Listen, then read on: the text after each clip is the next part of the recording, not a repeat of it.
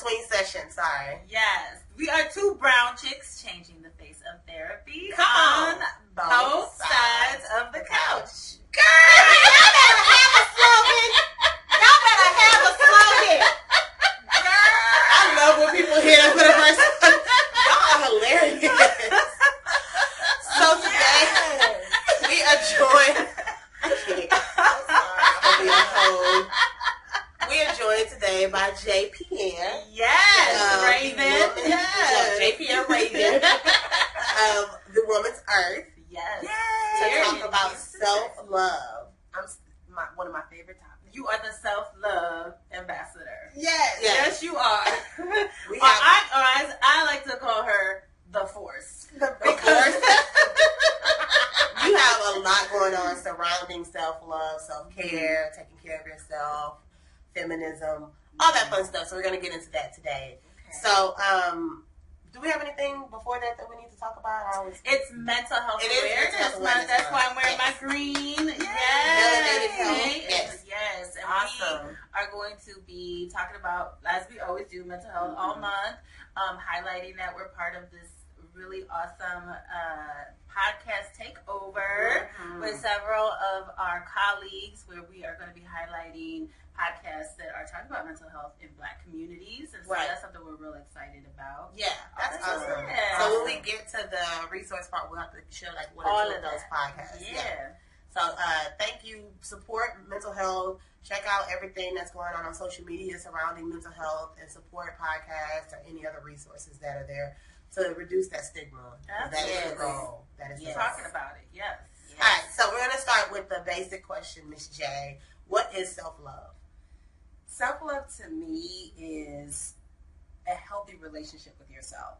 So being compassionate with yourself, being aware of your desires and appreciating your desires, and being about the business of learning who you are and appreciating your ever-growing self, right? And positive self-talk, whether it be through affirmation or just making sure the people in your space are feeding a healthy relationship with yourself. Right. So self-love is, for me, is a healthy relationship with yourself and what that looks like, and appreciating who you are. Right. Yeah. And I love that, because you are such a, and I tell you this all the time, because I get to be, know her offline as well. She's the all the crazy. But all the greatness and the way that you model it. And so can you tell them a little bit about how this sort of push to really encourage other people with their self-love, like how that became, the Woman's Earth, and what you do there, as part of that? Well, it's really from my own healing journey, so I remember getting to a point in my life where I really didn't know who I was, because I identified myself based on the relationships that I had. Relationships with others and relationships with my career. So it was a time when people would ask me, what were you doing in such and such a year? I would have to think about who I was dating or where I was working or both. Wow. And that really spoke a lot to my relationship with myself, or the lack thereof. And so I really wanted to understand who I was. And then when those relationships don't pan out, when that job doesn't pan out, when that romantic relationship doesn't pan out, then if that's my only validity of who I am, then I'm not panning out. Right. And so it got to a point where those two very important things weren't panning out in my life, and I had to really regroup and understand, well, who am I outside of that relationship? The most important relationship I could ever have is the one with myself. And so that's kind of where, before we started using the terms self-love and self-care, as much as we're using them now, which I absolutely love, that's what I was doing. I was on this journey of learning who I was and appreciating who I was, and developing an intimacy with myself, and nurturing that intimacy through self-care. Right. That's so powerful, just what you said, really coming to the point where you understood that you were kind of basing who you were off of others. Yeah. Ebony and I talk about that all the time. It's kind of like, who are you independent of all your relationships? Right. So can you explain the difference between self-care and self-love? I feel self-love, like I said before, is the relationship with yourself, a healthy one, right? And your identification of yourself. I feel like self-care is the nurturing of that relationship, or self-love in action, right? Self-love in action. Yeah. So what are you doing to nurture that? And that's going to look different, right? You know, depending upon where you are in life, where you are that day, where you are that moment. Self-care can look like just getting up out of the bed and walking out of the house, right. to going to Tobago. You know, like it varies, you know, depending upon what your needs are. But I definitely feel like self-care is the act of self-love, or nurturing that relationship with yourself. Love it. Right. Yes. So one is about the relationship, the other one is how you show. That's right. That love. Yeah. Okay. Yeah. Okay. And so for you added those things into your brand based on just your life experiences and wanting to share that with others? Yeah, I mean, I think it really happened organically, right? I mean, I've always wanted to work with women. That's always been a desire of mine. And of course, empowering women is I don't want to say it's a trend, but it's a thing now, and I love it. It's a good trend. Yeah, right. And so it was just inevitable that as I'm going on my own journey, that I'm learning who I am, developing my own intimate self, and then nurturing that relationship, that I wanted the same thing for other women. Sure. And so that just became the narrative of the Woman's Earth. You know, this is a space, whether it's here at the studio or somewhere else, where you can come and do that. Whatever that is and whatever you need. Right. And so it just kind of happened that way. And now we have names for it. Right. So that's good. Right. Yes. You gotta have a point of reference to help people. To understand what the goal is and what the point is. Yeah. Absolutely. Okay. So what do you think is the hardest thing for women? What is the biggest block in trying to practice self-care? I think it's with this conversation being normalized, right? Some women, I feel, are like, well, damn, what is it? You know what I mean? Like, how do I even do that? Or I'm not at that level yet. You know what I mean? And so it's like, wait. This is a customized thing for you. And this is all about meeting your individual needs. And so I think the hardest thing is understanding what it is, you know, and how, and is that for me? And it's like, yes, that is for you. Right. And then also reconditioning our minds, because as women, and we talk about this a lot, you know, we grew up feeling like everything comes before us and then we're left in the end. And us doing for everyone else and being burnt out is like a part of you being the woman, right? And so it's kind of reconditioning that to say, no, we want you to go forth feeling replenished, renewed. And yeah, sometimes you're going to have to leave that. Sometimes you're going to have to separate and create boundaries, even in your own household, so that you can go forth with a full cup. So I think the challenges that I've heard with women that I've worked with, and in my own personal challenges, are reconditioning my mind to saying that I am worthy and I'm worth it. And what is it?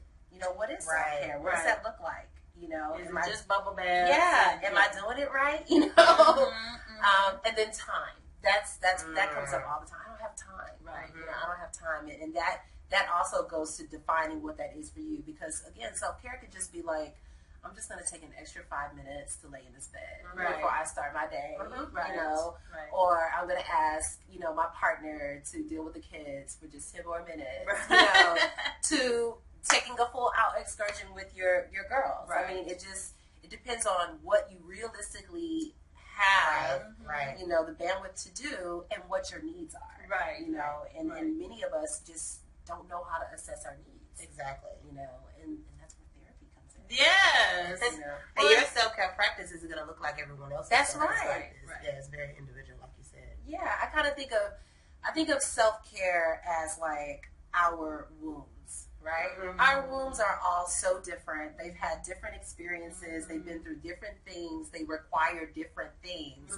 And so therefore your self-care is going to require different things. It's going to look different. And sometimes your wound's going to need this one month, and your wound's going to need that the next month. Same thing with self-care. You know, but I think the important thing is assessing your individual needs, you know, and understanding what your options are too. Well, and I like that you're also highlighting that it's not always glamorous. Mm-hmm. It's not always, the excursions with the girlfriend. Sometimes it's also setting limits, because that's what you're talking about. Mm-hmm. Also is I can't tend to the children right now. Yeah. Advocating for yourself and setting those limits for yourself and setting limits with others. And I think sometimes that aspect isn't always talked about. Right. It's not always glamorous. It's not always pretty. Sometimes it is just, I got here today. That's right. That's right. I woke up, I put my clothes on, and I went to my destination. Right. Did it. Yeah. And that self-love, that self-compassion of and that's okay. Because that's what I can do today. That's right. Right. And not having these certain expectations of yourself. Right. And sometimes people think that when you start this journey of self-love, self-care, it has to be this huge thing. You have to start where you are with the time and the resources that you have. And like we kind of reiterated the last time, it's not always about relaxing you. Right. It's about doing what's best for you. Right. That's right. And those are two different things. I like that. Sometimes it's balancing your budget. Exactly. Okay. Exactly. Getting your coin together. Yeah. Your house is clean and you come home, you can breathe. And Yeah. you're not anxious. And yes, it's so many things that people don't even think of as self-care. And so that's why we kind of did that podcast at one time, because we talk about it a lot. And like you said, people are like, but what is it exactly? Right. Yeah. Like, can you give me some exact things that is self-care, or tell me why I need it? Or, it's just like I hear this all the time, but I don't know exactly what it means. And so it's important to clarify that for people, especially when they're in the beginning of just figuring out, like, oh, I have to take care of myself. I didn't know that. Right. Right. Yes. And I just ask the question, what do you need? Right. What do you need right now? It doesn't have to be this long, drawn out, philosophical in 20 years. Right now, in this present moment, what do you need? And I love that, we're talking about how it's not always the pretty stuff or the bubble baths. Like, I've talked about this before with Eboni. I'm like, with me, it's like, I gotta make my bed in the morning. My bed. I cannot get in that bed if it's not made. And that's, sometimes I'm like, man, I gotta get out, You're better than me. I have to. That was a very individual self-care. I think it's more comfortable when the blankets are thrown about. Once I Shake get it like this. but that's what I'm saying is I don't particularly like to take those extra 5 minutes to make it. Yeah. But I know I feel better when I come in and I see that it's made. Yeah. So that's my self-care. It's not always pretty and it's not always fun to do. Yeah. But I know I feel better because otherwise I'll have to make it before I get in it. And that's important. Your environment. Yeah. I think that is like number one when it comes to self-care. Like, where do you spend most of your time? Yeah. So I spend a lot of time at my office. So I've got pictures that I want to see. I might have some meditation music on, or I might have some Cardi B on. Yeah. What I'm feeling. Your environment is everything. Yes. And that's why I do like, and I know you guys talk a lot about it too, in terms of making sure you don't have those toxic relationships in your environment, and just assessing your need. Yeah, you have to protect your peace in your space. Yeah, protect your sacred space. Mm-hmm. Yeah. That's why we got the crystal. I was just about to say, I walked in and I was like, this is self-care being here right here in your space. How about that? Y'all are including self-care. So you wanted to talk about Connie, the podcast we did last week. Oh, yeah. So last week we had Mama of Those, who is a blogger here in town. And she was sharing her story about having postpartum depression. Okay. After, her first child and kind of her own journey. And so I wanted to see if we could get you to talk, because you're also a doula. Yes. I'm telling you are just Renaissance woman, right? And so if you could talk a little bit about, from your perspective as a doula, what women need to know, and their partners, right, about what to know about their mental health after having a baby. You have the baby, and everybody is so focused on the baby. The baby comes and it's like, ooh, there's the baby. Oh my God, I'm here to see the baby. Yeah. But that's when the hardest work starts for the mom. And not just taking care of this new life, but also taking care of herself. And so I always, there's some checklists that I like to give my moms. Did you eat today? Did you sleep today? Just normal things that you did you do these things today? And most importantly, whatever you're feeling, don't be ashamed of those feelings. Right. Love it. Because you might be feeling and thinking some things that you never thought you felt or thought before. And sometimes you internalize that, and that's what really, puts postpartum depression just on its journey of destruction.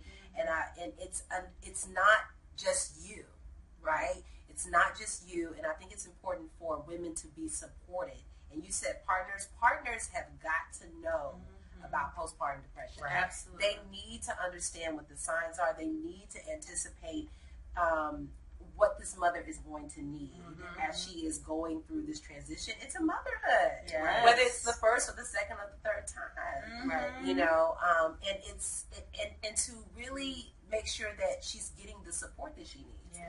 Because a lot of shame comes with that. Absolutely. Like, if you're not feeling connected to your baby that day, or if you don't feel like getting out of bed that day, but you're supposed to be a mom, and what does that look like, and what does that feel like? And the number one thing is, whatever you're feeling, whatever you're going through, don't be ashamed of that, and get the support you need. There's so many support groups and resources out there for moms who are going through postpartum. And even if it's not like you're going through this drastic, change that some moms do go through and go through more often than not, it's always good to have a support system around you. Right. Even if you're from being in a Facebook group, to learning how to do certain things that you may be interested in, from breastfeeding, which can be difficult and frustrating because sometimes it looks so easy and it's not always that easy, and that can also spark some different things, to just play dates, to just being around other moms that are going through the same thing that you're going through. And they're going to be honest about their and have experiences. authentic conversations about, because there are a lot of things about birth that people don't talk about. Right. Oh, yeah. They don't talk about, how it's not always as easy to breastfeed, to I might have to change my deodorant because my body has changed, just different things that you can talk about in a sacred space where you don't feel like this is just me. Yeah. Right. Well, and I love that you're saying to also include the partners, because I think it's also the mother and what, the partners are also going through, what the fathers are going through also, because they can also experience challenges to their mental health, like what it now means to be a parent as well. And so what does support look like for their partners? For their partners, right. Right. And for them as a couple. Right? Like for them as a couple, because okay, so now, we're not just a couple, we're parents. And what does that mean? What does that mean, and what does that look like for us? And that's why I always encourage my moms to take full advantage of all of the classes and all of the resources before baby gets here. There's so many different resources out there. I offer classes at my studio. I partner with my doula sisters, and then there are different resources at Texas Children's that offer, first day baby comes home. What does that look like? And then when you have little ones already at home, that's a whole nother episode, like how do we deal with that and integrate them into the picture.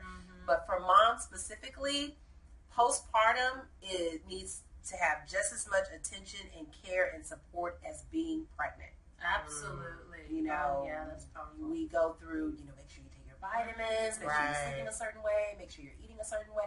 Postpartum needs to have the same amount of care, but it's longer. You need to be monitoring that for 3 years. At least. True. That's so powerful. That is very true. It's kind of like, okay, baby's here. Right. There you go. Congratulations. That sounds like the harder part. Yeah, that's what I was going to say. That's when you're like, okay, now you really need that support. Yeah, definitely. So I've had a lot of friends that have said that, like, they miss being pregnant because people were taking care of them. But as soon as they had the baby, the care kind of went away. And it was like, okay, now you got to take care of this being. Nobody else is taking care of you at that point. No mom should be alone postpartum. No mom should be alone. Especially because, like you said, with that checklist, like, you know that you have to do this for this baby, but then you forget about yourself. And now you're giving all of this to this child, and you're not replenishing. Self-care. Those checklists are so important to keep you in the groove of caring for yourself, even though you have this new, very important responsibility. Because it's like, oh, I haven't eaten, I haven't showered, I haven't done any of that. It's like, no, lot. And it is difficult. It's difficult to find that groove again. Yeah. Because you're like, but when? Yeah, when am I going to do that? But, How am I going to do that? But when do I shower? Yeah. Like, yeah. when they're sleeping, like, I want to go to sleep. Mm-hmm. So that's, and I love that you are highlighting, take advantage of all the resources. Yeah. Be informed about them. So. And get your circle together. Like, I love one of my friends, she's in Austin, and she recently had a baby, and, you know, one of her sisters in Austin had a list. You know, everybody signed up, who's bringing food on this day, who's going over this day, who's helping watching the baby while she showers at this time of the day, you know, like, all of that. Really. So if you know anybody that's pregnant, she might not be thinking of this stuff. Right. But we as a village have to help our moms. That village mentality. Absolutely. Yeah. Absolutely. Yeah. Now I'm like, ooh, who do I know is pregnant? Right. I know, seriously.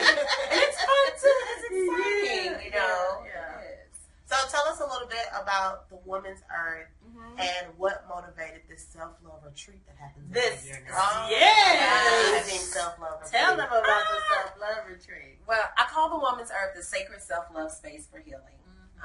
And it started in my home studio and organically grew into offering yoga, dance, fitness, spa services, and just being a space where women can come together and retreat, right?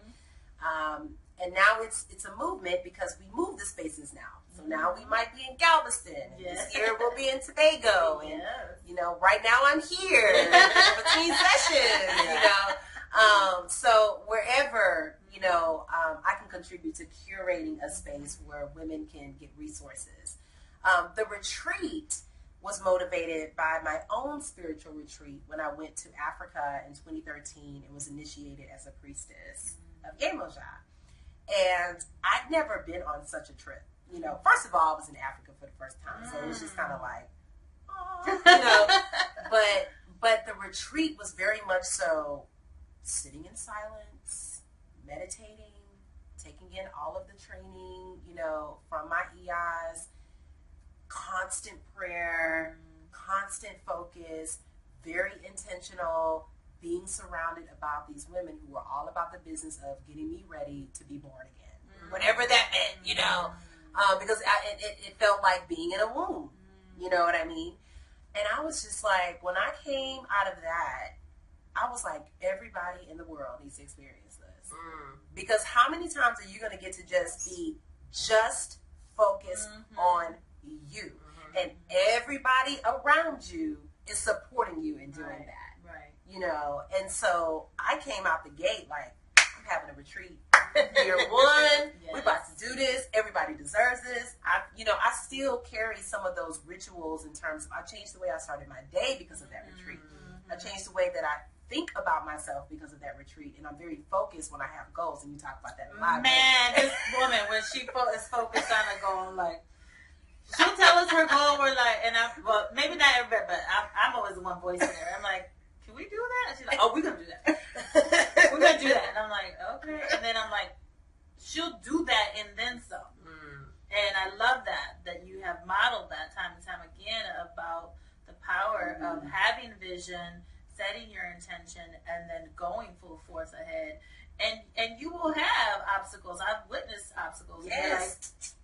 Keep it moving. Yes. Like this woman, like she just keeps it moving. Like you just got to see it in action. And so yes, go ahead. No, but we all have that ability and power, you know. But we deserve to have that space and to retreat away. So the motivation came from that. Year one, I thought I was going to do it. No, because when you go on things like that, on retreats like that, it brings up a lot of stuff, right? And I was warned. You know, these things are going to happen. I mean, there was a lot of, you know, just thinking forward, these things are going to happen, da-da-da-da-da.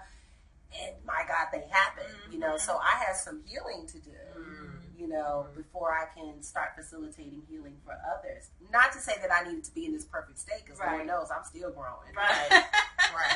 Still Yes, and forever. yes, Right. yes. But I needed to be in a space where I could speak to getting on the other side of healing. In this chapter in my life. Right. And so it took 4 years to get to that point. And so the retreat is about getting away, being in a sacred, safe space where you are focused on you. Right. And you're surrounded around women who are supporting you in that. And I had the privilege of being there last year and co-facilitating, and I've never been to something so powerful where it really was something you had to be there and experience, because just what you said, the intention of everybody just being there and willing to be there for themselves and support one another. Yeah. And it really was a transformative weekend on so many levels. And what I was moved by the most was just women just being kind to themselves and to one another. Yeah. Like there was 50 women sharing 2 houses, which were gorgeous, by the way. We're sharing bathrooms. We're sharing bedrooms. Some of them sharing space with sisters they didn't even know. Yeah. Yeah. And what I tell you, like, it was so beautiful. Like, and it's what you're saying is like the vibe was set. We're going to be here to care for ourselves and for one another. Yeah. And it really did happen. So this year, you're taking it where? Tobago. Tobago. Yeah. We're going to go to Tobago, and we're going to do the same thing, but we're going to do it Tobago way. And it's sold out. It's sold out. Sold out. Yeah.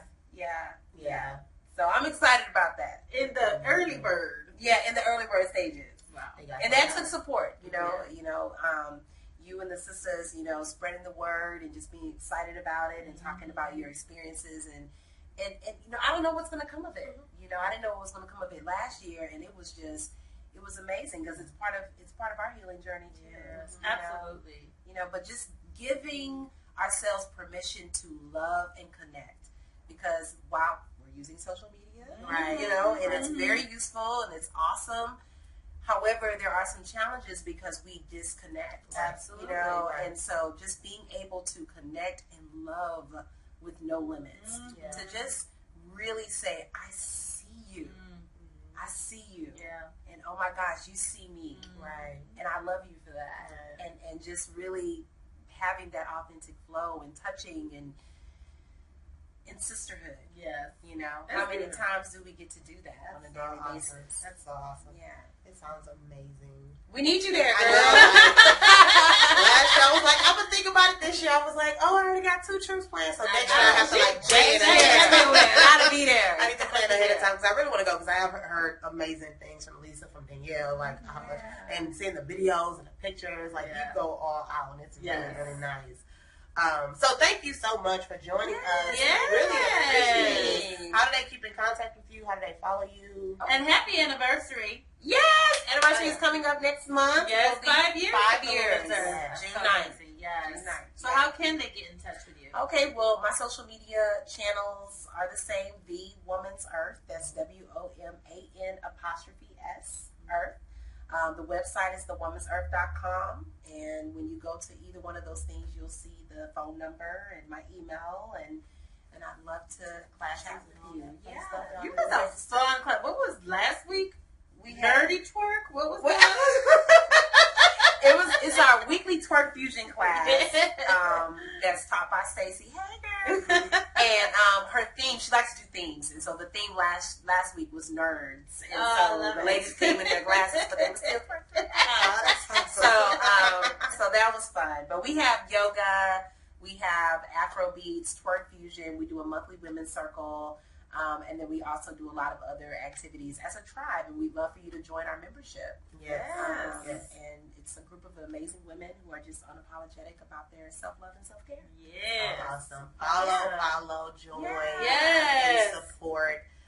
Thank you guys for joining us. Oh, I did want to mention 2 podcasts from the Minority Mental Health Podcast thing we're on. What's the hashtag? I don't 100% Yes. I gotta pull it up. It's gonna be in the comments. All right. Okay, there we go. There's a hashtag. Check it out. But I have listened to, personally, A Date with Darkness, which is a very interesting podcast about toxic relationships and narcissism. And is a psychologist who has actually went through that and then has now moved her practice into focusing on toxic relationships and things like that. And then, of course, Therapy for Black Girls is another huge podcast that's on the list. So those are 2 that y'all can check out along with Between Sessions, of course. So follow us across social media at Melanin and Mental Health, and check out Between Sessions on SoundCloud, iTunes, Stitcher, all those places.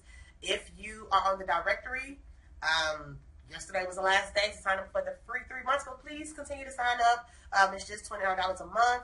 So check it out. Join us. We have lots of things going on. We have lots of things that are happening for private membership. No, we've got a lot of things planned for this month or next month coming up. So yeah, make it easy for clients to find you. They're looking for you. They're DMing us, asking, do you know a therapist here, there, wherever?